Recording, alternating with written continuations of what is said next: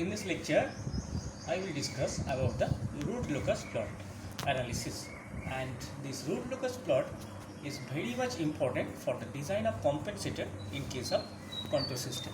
So, first of all, we have to know what is root locus and why it is so important. If you go through the lectures of the time domain analysis, that means time response analysis, so you can see the two types of response analysis was made. One is transient response and another is steady state response. So once you have understood the transient and steady state behavior of the system, you see that purely depends upon the locations of the roots, right? So this transient behavior and steady state behavior, that means the TR, TP, percentage MP and TS and ESS, these are the parameters, and if these parameters are normally depending upon, that is basically you can see it as a function of closed loop pole locations. Closed loop pole locations means what? First of all, you have to get the open loop transfer function of the system. From that, you have to get the closed loop transfer function of the system, that is your GS by 1 plus GS into HS. Normally, HS is taken as 1 for unity feedback system. So, you get the closed loop transfer function. You can write it like CS by RS, where CS is your output and RS is your input. Now, once you get this, so how can you get the roots? So roots means basically the poles. These are the roots. That means once you solve the characteristic equation, what is this? This is your characteristic equation, 1 plus GS into HS equal to 0. You can solve this, and if you can solve this, depending upon the order and the type of the system, what you will get? You will get the defined pole locations, the values of S. Once you get the values of S, from that you can have the idea where this is a under damped system, over damped system or critically damped system. So basically, by seeing the pole locations, either the defined poles are real, imaginary, only real, and all these values, so you get the system damping behavior. That means under damping system, over damping system, critically damping system, whatever you may get. So you basically get the damping ratio, and these are the factors which are directly related with this damping ratio. That means if you can say, for example, I can take one S plane. This is our S plane. This is our real and imaginary axis. Now, say the poles are located like this. Say there is a one pole, there may be another pole, there may be another pole, there may be another pole, and there may be another pole. Like this. Like this, the poles are located. And if some way you have to get the system parameter in such a way, if the location of the pole can be varied, right? Say, for example, if the pole is located here, so maybe your damping coefficient, that means the parameter, is not satisfied to your desired value. You want the damping to be 0.707. So what you have to do? You have to change these pole locations. How can you change the pole locations? This is very simple. You can change the pole locations, that means the location of the closed loop poles, by varying the gain of the system. You can just vary the gain.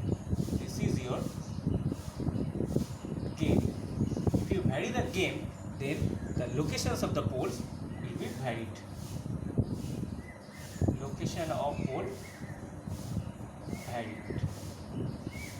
And if the location of the pole can be varied, so this can be varied to E in such a way such that you can get your desired damping coefficients. And once you can get the desired value of this, then you can get the desired value of TRTP, percentage MP, TS and ES. So what is this desired?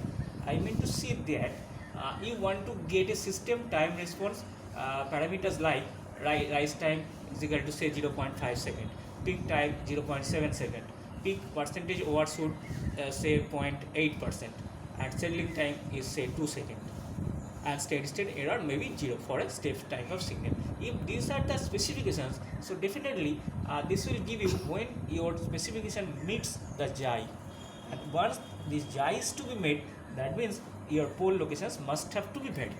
And these pole locations can be varied with the variation of the gain of the system.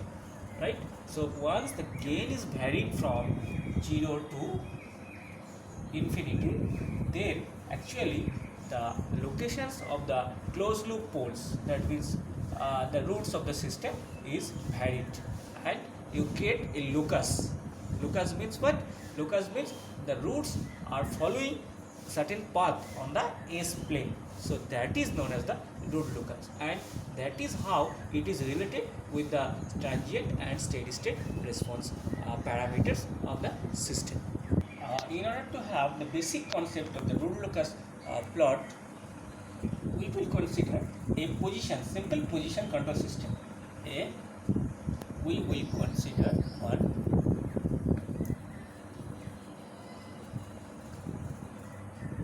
one position control system. Example of one position control system. Let us take one plot diagram like this is your RS.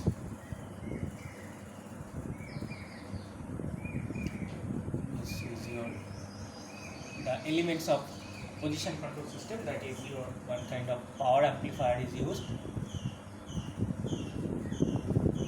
This is your K. This is the transfer function of a servo motor.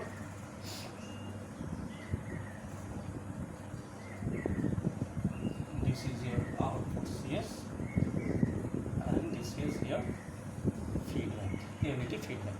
Now this is your forward path transfer function. So you know all about this forward path transfer function. This is your forward path transfer function. Now you can write like GS equal to your KY is into x plus 2. Right? This is the just multiplication, and H is here is equal to 1, that is your unity feedback. Now, once you get the closed loop transfer function from the open loop transfer function, so CS by RS will be simple GS by 1 plus GS into HS. So what is this? This is actually your KY. If you just simplify it, you get S into x plus 2 plus K. That means KY S squared plus 2S plus K. So S squared plus 2SK is the characteristic equation, right? This is your characteristic equation. That means if you solve this, this is you see this is a second order system. So there will be two poles, right? Initially, if you find out the poles, so just solve it. S will be equal to minus 2 plus minus root over b squared means 4 minus 4 AC 4K by 2. That is minus 2 plus minus root over 2 1 minus k by 2. So you get the two poles S1 say equal to minus 1 plus root over 1 minus k, and S2 equal to minus 1 minus root over 1 minus k. Right. So these are the two pole locations we get from here. This is one pole. This is your second pole. You see, these are the two pole locations which are actually related with the gain. So this is your gain. So gain is gain. Now, in order to get the addition of the poles, what I have told you that if the value of gain is varied, say k is equal to 0 to infinity. That means if you vary this gain k 0 to infinity, definitely you see from here this S1 and S2 will be changed or will be changing. Okay, now k is equal to 0 means you will be having S1 and S2 two values. K is equal to say 2 you will be having defined values, k is equal to 1 you will be having defined values like this. So how these poles are getting changed with the changing values of k is equal to 0 to infinite, that means when you are changing this power amplifier gain k, so how the roots are changing, that we will actually see, right. So S1 and S2, only these two pole locations are given to us. Now we will vary the gain, and how this pole locations will be changed, that is our concern. That is S1 is equal to -1 plus root over 1 minus k, and S2 is equal to -1 minus root over 1 minus k. Now we consider k equal to 0, initial value of k is equal to 0. Okay.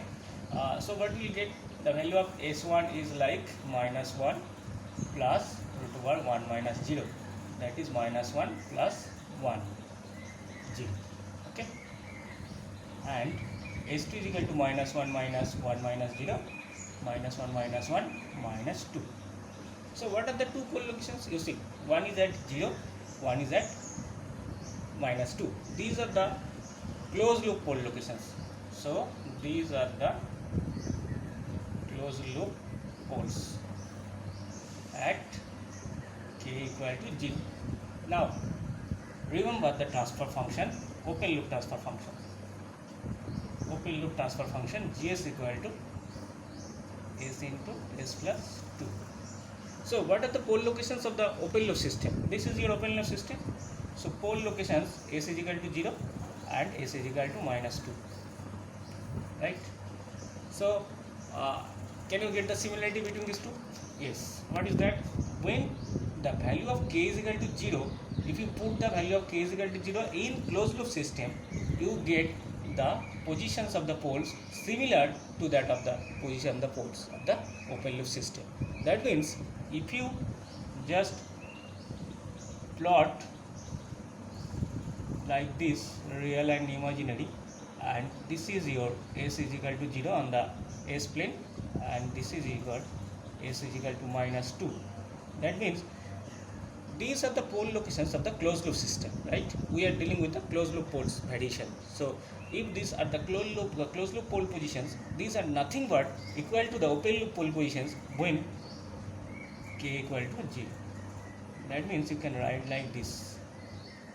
So at k is equal to 0, closed loop poles are similar to that of the open loop poles. So actually during the root locus I will discuss that there is no need to find out the closed loop poles of a system, because in some system, maybe third order, maybe fourth order, maybe fifth order, you can see that the findings of the pole locations for the fifth order system or fourth order system is very difficult. So what we have to do, we have to find out the open loop poles and place that on the S plane, and in that value put k is equal to 0. So this will give you the initial value of the closed loop poles, right. So now next part is that we will increase the value of k. So k, say less than 1, greater than 0, right. We are slightly increasing the value of power amplifier k. So maybe within this limit we can take the value of k equal to 5.5 for the simplification of our calculation. So what is the value of S1 then? S1 will be equal to -1 plus root over 1 minus 0.5, and S2 equal to minus 0.5, right. So this is -1 plus root over 0.5, and this S2 is equal to -1 minus 0.5, right. You see these two values, this is -1 plus root over 0.5, this is -1 minus root over 0.5, right. This may be merely approximate to 0.7. So if this, we can take it 0.7. So -1 plus 0.7, and this is -1 minus 0.7. See, this is equal to -0.3. This is -1.7. What is you are getting that similar to that -1 plus 0.7, as much as this value is added with this -1, So second pole locations is like this, same value is subtracted from this -1. So if you put these values on the your S plane now at k is equal to 0.5, that means a certain value is increased. So what are the pole locations? This is minus 0.3. So here minus 0.3 is somewhere like this. This is S is equal to minus 0.3 and this is minus 1.7. So this is minus 1.7, right? So what you see that this pole actually open loop pole at S is equal to -2, this is actually moving this direction, see, and the pole at S is equal to 0 is moving this direction along this path, right? So when the k is varied, see, this pole is moving this direction and this pole is moving this direction. Now the next case we will consider the value of k equal to say 1, right? Slightly again increasing the value of k. So k is equal to we will take at 1. So case 3 we will consider k is equal to 1. Then what is the value of S1? You see, put the value of this is -1 plus 0 and S2 is equal to -1 minus 0 -1 -1. So you get the two pole locations where only the real values are used. These are the real and equal. Can you remember the criteria when the two poles of a closed loop systems are real and equal? Well, that I will discuss, no problem. So see, these two pole locations of the closed loop system are at -1. So what is the location is -1? Let's see, this is your S is equal to -1. That means this pole has moved to this position, this pole has moved to this positions, right? So the same direction the poles is moving, the poles are moving and poles have arrived at these positions on the real axis, right? Now again we are increasing the value k greater than 1. So that may be treated as 2, 3, 4, 5, 6, 7, 8, 9, 10, infinity. Thus that we can conclude that the value of the k is varied from 0 to infinite. So k is greater than 1, S1 equal to -1 plus root over 1 minus, say, k equal to 2 and S2 equal to -1 minus 1 minus 2. So within these two, this is imaginary, so minus plus j1, S2 is equal to -1 minus j1. What will get? These are the two poles which are complex and conjugate to each other. This is -1 plus j1, this is -1 minus j1. So these are the pole locations, two pole locations which are complex conjugate to each other. That means when the value of k is increased above 1, what happens? These pole locations are not confined in the real axis, they have moved to the imaginary axis like this. So this is your imaginary axis values, so you can get the pole locations somewhere like this, right?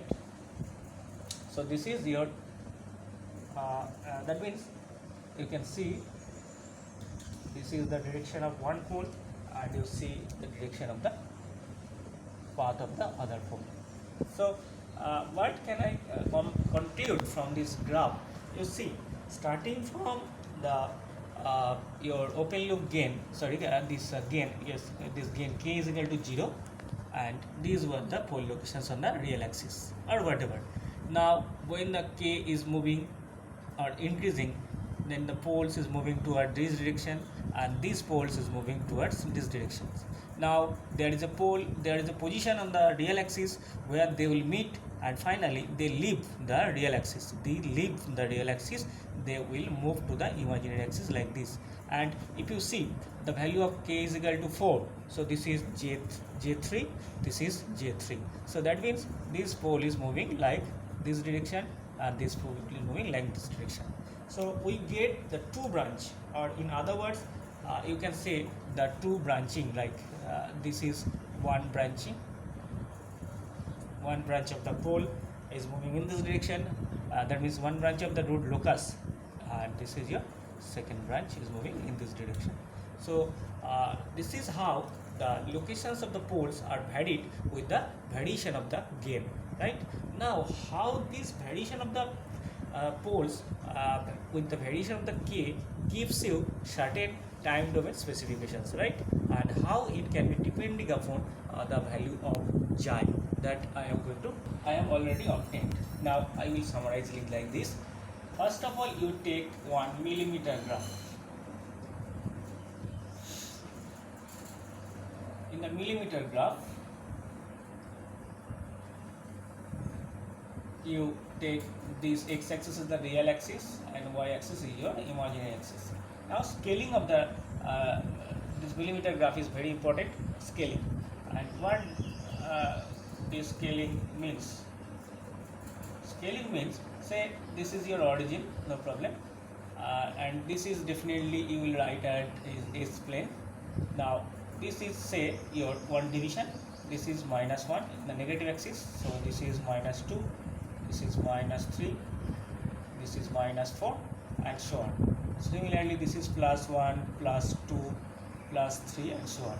And this length, see, if this larger length, that means a box is taken as -1, similarly the same value here in the y-axis in the millimeter graph you take it is +j1, right?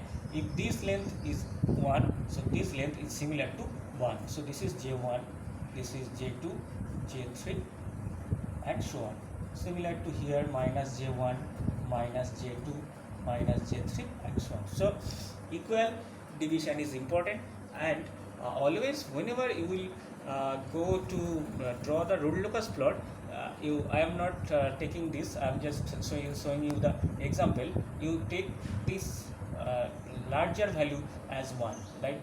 That means two larger divisions you can take at 1, right? This should be 1, this should be -2 and -3, and so on. Here due to the space restriction I am showing this is -1. So you take the larger division to get the curve more clear, right? So this is all about the scale. Now what I was discussing about is that the system was given gs equal to ky s into s plus 2. So that is a position control system transfer function, and when the value of k was varied, what we have obtained initially the poles and one thing is that the poles are represented by cross and zeros are represented by circle. So here the two poles, one is s is equal to 0, one is at s is equal to -2, and you see the value of k at this is equal to 0. That is very much important, and if you miss this k is equal to 0 during drawing of the rule locus plot, so your rule locus plot is not valid, because actually you are varying the gain k starting from 0 to infinity. And you see when the value of gain k is increasing, this pole is moving this direction and this pole is moving in this direction, and they have met at the value -1 at s is equal to -1 on the real axis. Now after meeting these positions, when again you have increased the value of gain k, what happened? This one branch, that means this one pole is moving in this direction and one pole is moving in this direction, and finally this is a kind of rule locus. Now details of the rule locus I will discuss in detail. Now the thing is that how this rule locus is related with the time response specifications, and already I have discussed this time response specifications function of xi, that means the damping coefficient. And see, we know the damping angle. What is damping angle? Damping angle is theta, and we know this cos of theta is equal to xi, right? Say for example, in any case we will consider a system to be such that the damping ratio is 0.707. This is our design criteria, right? If damping ratio is 0.707 is to be set, then the value of cos of theta is equal to 0.707 and the theta will be equal to 45 degree. And what is the value of this theta and how can it be drawn? You see, from the last transient response or time domain specifications we have discussed that this theta is like this. Say on the origin you make it angle theta, right? And say this will be your, or I will use this line to differentiate between these two. So this angle measure in this direction, that means in clockwise direction on the horizontal axis you get this is 45 degree, right? When this angle is 45 degree, see this line touches the value that means this graph at this position. This is your set D point, right? So how can you find, and at this D position what is the value of S? Because what is this? Basically locus. This green line means this is the locus. That means in everywhere you will get the value of S, certain value of S. And now I have to get the pole locations, that means closed loop pole locations. That means you have to find out the value of S on this locus such that the xi becomes 0.707. And xi becomes 0.707 means the theta becomes 45 degree. So you get this locations. Now see, this is 45 degree and this is your -1. So this actually the point D, see the point D in the complex plane, that means real plus imaginary. It is having two values. The real part is -1 and imaginary part we have to find out, right? So in a value of S at D, we have to get the imaginary value because we know the real part is -1. So this is 45 degree. See, tan of 45 degree equal to 1, right? So this means this is imaginary by real from the triangle. This is right angle triangle. See, this is right angle triangle, and this 45 degree means this by this, right? This is your imaginary part. So real part is 1, so imaginary part must be 1, right? This is imaginary by 1. This is 1 minus 1, so the magnitude is 1, so you get this value is 1. So basically what is the location? This is J into J1. This is J1, right? So at these positions what is the value of closed loop poles? So S is equal to -1 plus J1. Fine. What will get? The pole locations. So from this kind of ruled locus you get the pole locations. If the value of pole is at S is equal to -1 plus J1, then the xi will be 0.707. Got it? So the value of S is equal to -1 plus J1. In this position you get the damping angle is equal to 45 degree. Once you get the damping angle 45 degree, you get the damping ratio 0.707, and once you get the damping ratio 0.707, so time response parameters TR, TP, percentage of P, TS, all the parameters will be actually based upon this, and you get the desired specification. Now what is the value of K? You see, this is -1 plus J1, right? So if you get the actual generalized pole locations, -1 plus root over 1 minus K. We are considering this is your positive side. So similar to that, in the next classes we will see this is complex conjugate to same position. This can be taken as -45 degree. And you see, this is your positive part. So -1 plus of J1. When this will be J1? J means the imaginary part will be coming out, and in that case the value of K must be greater than 1. And if the value of K is equal to 2, see, if the value of K, if the value of K is equal to 2, this S is equal to, what is the value of S? S is equal to -1 plus J1. Okay, so if the value of S is equal to -1 plus J1, that is the, this is the closed loop pole locations you want to get, you have to get the value of K is equal to 2. And you see again the value of K is varying, like here the value of K is equal to 0, here the k of value of k is equal to 1, and now the value of k is increasing, and in these positions the value of k equal to 2, right? So if you adjust the power amplifier gain of the DC servo motor position control system, then you get the desired pole locations at s is equal to -1 plus j1, and corresponding to that you get the desired damping angle, and corresponding to that desired damping ratio, corresponding to that the system response, steady state response, steady state error, transient response, and all these parameters, right? So this is the way how the Rule-Lucas plot is related to this time response domain, and the Rule-Lucas plot are done by varying the value of k is equal to 0 to k is equal to infinity, right?